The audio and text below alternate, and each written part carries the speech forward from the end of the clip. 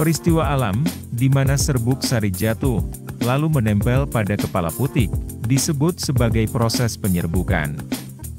Dari penyerbukan ini, akan memasuki proses pembuahan, tentunya akan menghasilkan buah cabai. Proses penyerbukan yang berhasil, tentu pembentukan buah akan semakin tinggi. Tapi juragan tahu tidak, akibat kalau penyerbukan ini gagal. Benar, bunganya akan rontok, akhirnya pembentukan buah menurun.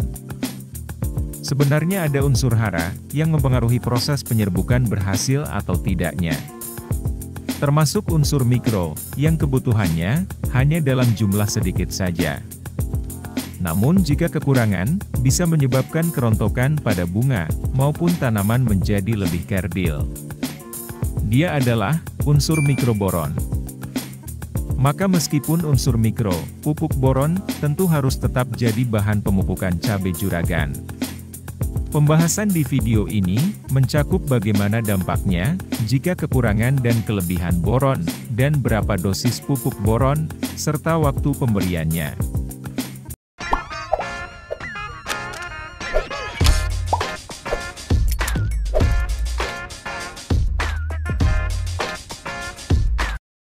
Salah satu dampak dari kekurangan pupuk boron pada tanaman adalah proses penyerbukan yang gagal, serta kerontokan bunga. Selain itu, bisa menyebabkan pertumbuhan pucuk-pucuk tanaman berhenti. Tunas daun baru akan berhenti tumbuh, meskipun tumbuh pun, daun kecil, kuncup mati, dan memiliki warna hitam. Selain itu, terjadi perubahan warna daun menjadi hijau pucat, gejala klorosis dari tepi daun. Kemudian akan menjadi layu, yang akhirnya kering dan mati. Apabila tanaman kekurangan boron, maka pembentukan dinding sel, serbuk sari terganggu, terjadi penghambatan transportasi karbohidrat. Sehingga kadar gula dan pati menurun, dan kekurangan boron, juga cenderung menurunkan viabilitas serbuk sari.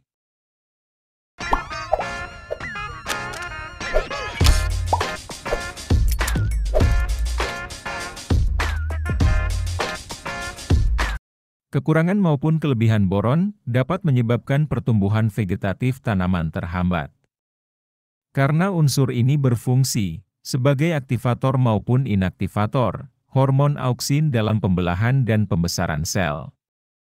Dengan terganggunya pertumbuhan sel, berarti terganggunya pertumbuhan pucuk. Kelebihan boron dapat menjadi racun bagi tanaman, namun jumlah yang pasti untuk mencapai tingkat tersebut tergantung jenis tanah, tipe tanah, dan varietas tanaman yang ditanam. Selain itu, konsentrasi boron yang tinggi dapat mengakibatkan depresi fisiologis dan kerusakan pada protoplasma. Kerusakan protoplasma karena membran plasma yang rusak, sehingga menyebabkan aktivitas HATPase terhambat. Boron memengaruhi aktivitas HATPase untuk menginisiasi perkecambahan dan pertumbuhan tabung serbuk sari. HATPase merupakan pompa utama yang bertanggung jawab untuk pembentukan potensi membran seluler pada tanaman.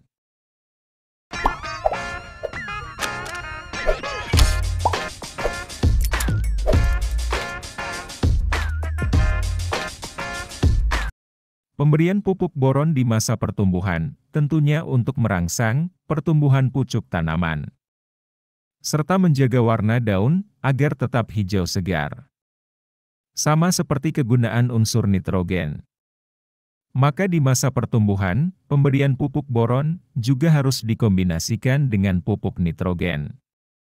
Seperti dengan menambahkan pupuk gandasil D, yang mengandung nitrogen 20%, fosfat 15%, kalium 15%, dan ada magnesium 1%.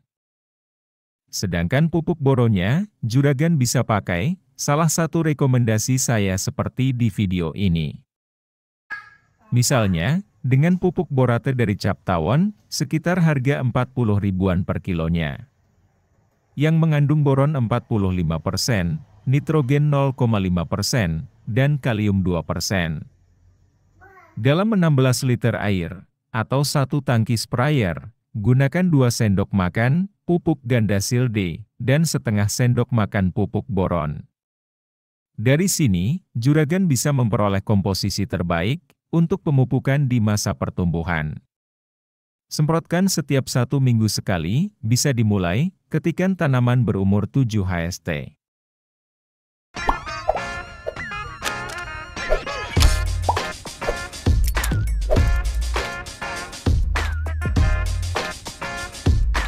Inti dari pemberian pupuk boron ketika sudah memasuki masa generatif adalah untuk memaksimalkan proses penyerbukan bunga, mencegah terjadinya rontok bunga, serta memaksimalkan pembentukan buah nantinya.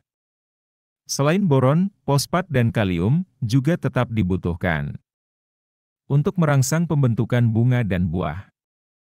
Maka, selain menggunakan boron, juragan bisa gunakan pupuk MKP atau Gandasil B, gunakan salah satunya saja. Dengan perbandingan, dosis 1 sendok teh pupuk boron, bisa gunakan borate, dan 4 sendok makan MKP. Untuk takaran semprot, 16 liter air. Jika juragan ingin menggunakan pupuk Gandasil B, maka cukup berikan 2 sendok makan saja. Berikan mulai umur 40 HST, atau ketika sudah memasuki masa bunga, dengan interval semprot 7 hari sekali. Dari sini, juragan akan tahu bahwa pupuk boron tidak hanya dibutuhkan di satu fase tanam saja. Karena kebanyakan juragan mulai memberikan pupuk boron ketika sudah memasuki masa generatif atau berbunga. Seperti biasa, jika juragan merasa video ini bermanfaat, silahkan like dan subscribe, serta silahkan tinggalkan pesan, kesan, kritikan dan masukan di kolom komentar. Sampai jumpa lagi di video toko deres lainnya.